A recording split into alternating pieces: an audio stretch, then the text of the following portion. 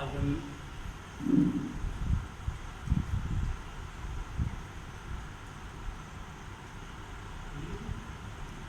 आज हम Daniel cell पढ़ेंगे। डैनियल सेल भी प्राथमिक सेल है, प्राइमरी सेल है। इस सेल की रचना चित्र पर बनाई है। इस पे तांबे का पात्र है। इस तांबे के पात्र में कॉपर सल्फेट का संतृप्त जली घोल भर दिया गया है। संतृप्त जली घोल भरा हुआ है इसमें, और आधार में इसके कुछ कॉपर सल्फेट के रवे भी डाल दिए, और इसके बीच में एक सरंध्र पात्र रखा हुआ है। ये सरंध्र पात्र चीनी मिट्टी का बना हुआ है। छोटे छोटे छिद्र होते हैं, जैसे पानी भरने वाले मिट्टी के घड़े में होते हैं। ये चीनी मिट्टी का सरंध्र पात्र है।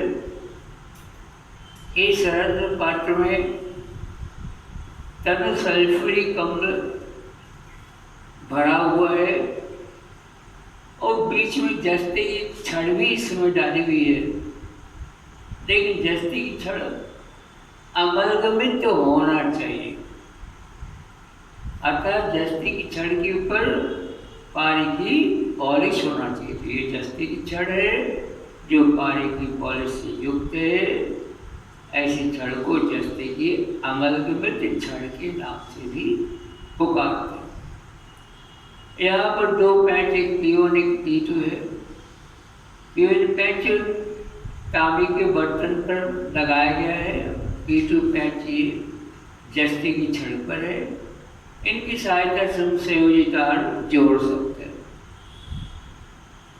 इसकी रचना थी, और हम इसमें क्रियाविधि देखना चाहते हैं। इसमें किस प्रकार से रासायनिक ऊर्जा विद्युत ऊर्जा में परिवर्तित होती है। सबसे पहले चलो यहाँ से शुरू करें, सरंध्र पात्र से। सरंध्र पात्र में तनु सल्फ्यूरिक अम्ल डायलूट H2SO4 है। जिसकी जली घोल है H2SO4 का भी। तो H2SO4 अपने आयनों में विभक्त हो जाएगा। हाइड्रोजन की धनायन और सल्फेट के ऋण आयन प्राप्त होंगे, जिसे हमने समीकरण 1 के द्वारा प्रदर्शित करा। अभी जो सल्फेट आयन यहाँ पर बने, जिस जगह पर सल्फेट आयन बने, ये सल्फेट आयन पास की जस्ते की छड़ पर चले जाएंगे। तो जाएंगे वहाँ, और जाकर पहले जो सल्फेट आयन अपने इलेक्ट्रॉन इस जस्ते की छड़ को समर्पित कर देंगे। SO4 ये दो लड़ी के चिन्ह बनाए, क्योंकि ये आयन है, और ये अब सल्फेट मूलक में बदल जाएगा, क्योंकि इसने अपने दो इलेक्ट्रॉन इस जस्ते की छड़ को दे दिए। अब इलेक्ट्रॉन जस्ते की छड़ को दिए, माने जस्ते की छड़ पर अब ऋण आवेश संचित होना शुरू हो गए। जस्ते की छड़ पर ऋण आवेश आना शुरू हो गए। अब ये सल्फेट मूलक है, आयन क्रिया में भाग नहीं लेते हैं, मूलक क्रिया में भाग लेते हैं। ये सल्फेट मूलक यहाँ जस्ते की छड़ के जस्ते से क्रिया करेंगे। Zn+SO4 क्रिया करके ZnSO4 जिंक सल्फेट बना लेते हैं। ये यहाँ पर जिंक सल्फेट भी बन रही, जस्ते की छड़ लगातार जिंक सल्फेट में बदल रही है, लेकिन जस्ते की छड़ पर ऋण आवेश भी संचित होते चले जा रहे हैं। तो जस्ते की छड़ घुलती चली जाती है ZnSO4 के रूप में, लेकिन इस पर ऋण आवेश लगातार संचित होते चले जाते हैं। अब यहाँ पर हमने देख लिया जस्ते की छड़ की बात कही हमने, लेकिन तांबे का जो बर्तन है यहाँ पर, इसमें कॉपर सल्फेट का जली घोल हमने लिया। संतृप्त घोल है, लेकिन जली घोल है, तो इसलिए कॉपर सल्फेट भी अपने आयनों में टूट जाएगा, आयनों में विभक्त हो जाएगा, अपने आइस में डिसोसिएट हो जाएगा। तो CuSO4 इससे कॉपर के धनायन मिलेंगे और सल्फेट के ऋणायन मिलेंगे। कॉपर की संयोजकता 2 होती है, इसलिए 2 ऋण के चिन्ह आप 2 धन के चिन्ह हमने लगा दिए।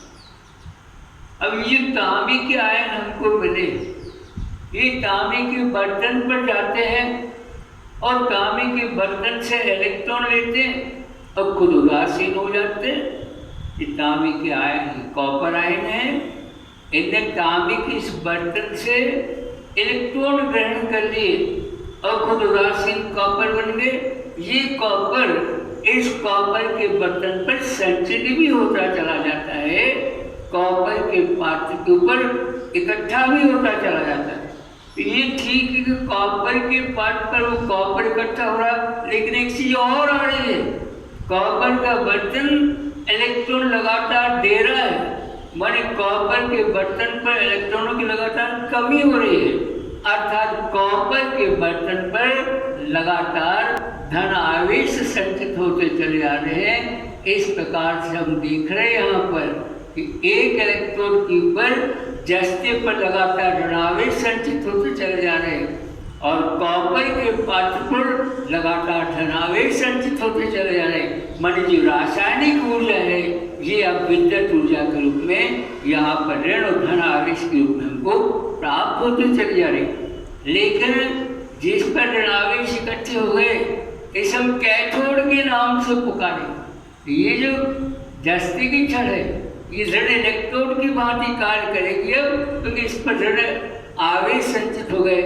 इसे हम कैथोड के नाम से भी पुकार सकते हैं। और कॉपर का जो पात्र है इस पर धनावेश संचित हो गए, एक धन छड़ के धन इलेक्ट्रोड के नाम से भी पुकार सकते हैं, इसको एनोड के नाम से भी पुकार सकते हैं। इस प्रकार से हमने देखा कि रासायनिक क्रियाओं के फलस्वरूप एक इलेक्ट्रोड पर ऋणावेश संचित होने लगे, एक पर धनावेश संचित होने लगे।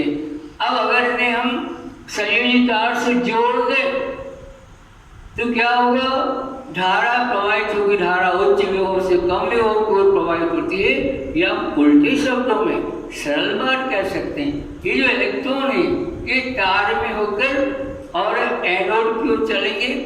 अगर इलेक्ट्रॉन तार में कैथोड से एनोड की ओर जाएंगे, मतलब विद्युत धारा एनोड से कैथोड की ओर प्रवाहित होने लग जाएगी।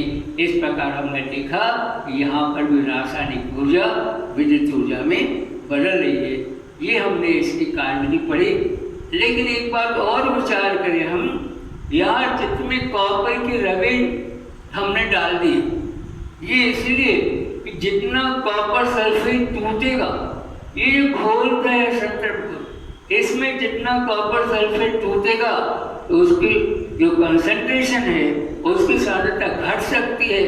इसलिए रवे डले हैं, जितना टूटेगा उतने रवे खुलते चले जाएंगे और इस प्रकार से ये जो है सदैव संतृप्ति बना रहेगा कॉपर सल्फेट। तो कॉपर सल्फेट सदैव ही संतृप्त बना रहे, इसलिए नीचे कॉपर सल्फेट के रवे डाल दिए जाते हैं। अगर इसकी सांद्रता एक समान बनी रहेगी तो धारा के मान में कोई परिवर्तन नहीं होगा, लगातार एक समान मान की धारा मिलेगी हमको। ये डैनियल सेल की विशेष बात है, इसकी विशेष अच्छाई है। यद्यपि इसका विद्युत वाहक बल लैग्रैंज सेल से कम होता है, लैग्रैंज सेल का 1.5 वोल्ट हमने पढ़ा है, इसका विद्युत वाहक बल कम है, 1.08 वोल्ट है। लेकिन ये जो है धारा इससे लगातार एक समान धारा प्रवाहित होती है, इसके प्रामाणिक प्राथमिक सेल के रूप में और इसका उपयोग किया जाता है।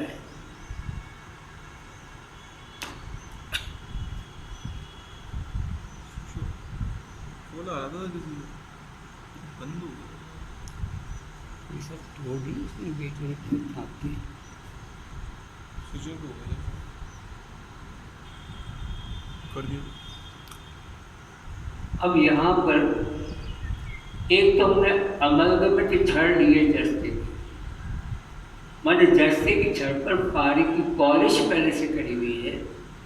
ऐसा करने स्थानीय क्रिया का दोष नहीं रहता है।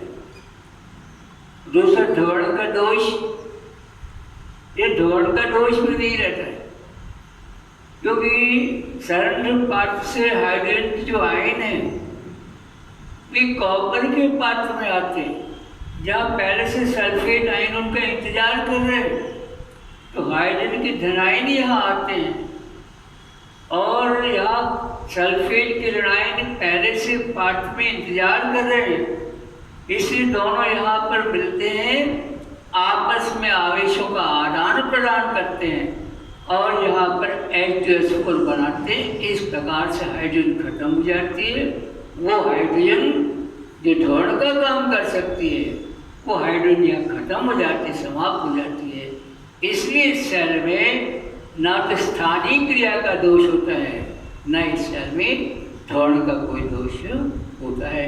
इसलिए इसे प्राथमिक प्रामाणिक सेल की बात ही प्रयोग करते हैं।